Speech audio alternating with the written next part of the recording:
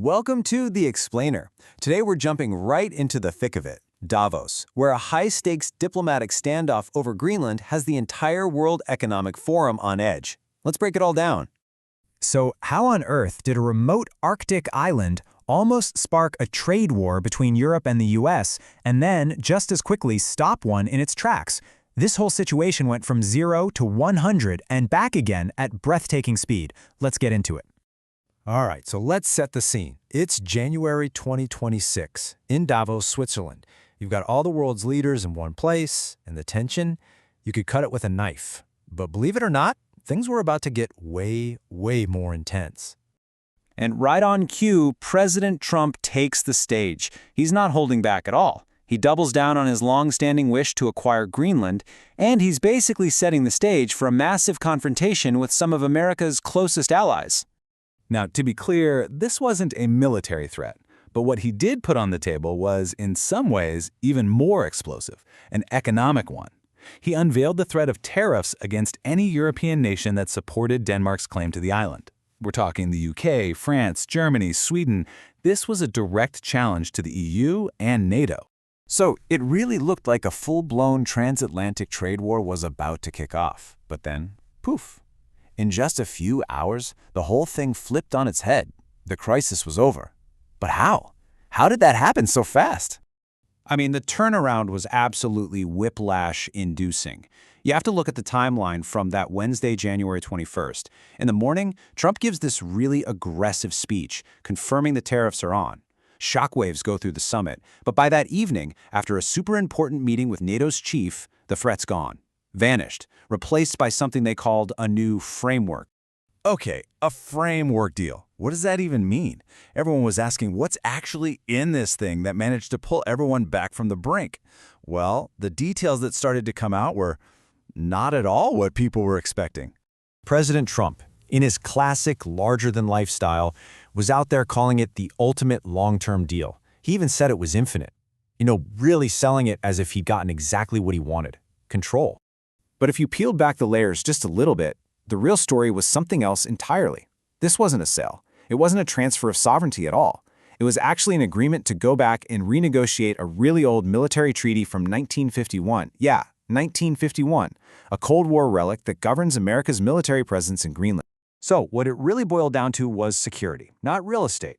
The framework allows the U.S. to expand its military footprint up there, maybe even build some new bases on what would be considered U.S. territory. And here's the kicker. It explicitly slams the door on rivals like Russia and China from getting any kind of foothold in Greenland, economic or military. And honestly, this quote from NATO's Secretary General Mark Rutte says it all. After his meeting with Trump, he basically confirmed that the whole conversation had changed. The issue of Danish sovereignty, it just wasn't on the table anymore. The new focus was all about Arctic security. So, as you can imagine, this news just rippled across the globe. And the reaction was this wild mix of, phew, thank goodness a trade war is off the table, but also a whole lot of, wait a second, what just happened? And what's coming next? And yeah, you saw that split everywhere. European allies were just relieved. Denmark's foreign minister was cautiously optimistic, saying it was a better note, but also mentioning red lines. U.S. markets, they loved it, went straight up. And Russia, well, Russia played it cool, publicly saying it was not concerned, while cheekily suggesting the U.S. could afford to just buy the island anyway. But yeah, not everyone was popping the champagne. This quote from Sweden's Deputy Prime Minister, Ebba Busch, really hits the nail on the head. She basically warned, hey, we are not out of the woods yet. Today's progress could easily become tomorrow's massive headache. The underlying problems, they're still there. And it's a great point.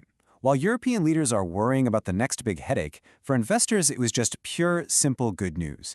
The Dow Jones jumped over 1%, wiping out all the losses from the day before. For Wall Street, the equation was simple. No trade war equals good for business, period. This all begs a huge question, right? Why Greenland? Why is everyone suddenly so obsessed with this massive ice-covered island? What makes it so incredibly important right now? Because here's the thing. The way the world sees the Arctic has done a complete 180. It used to be seen as this frozen, irrelevant backwater from the Cold War.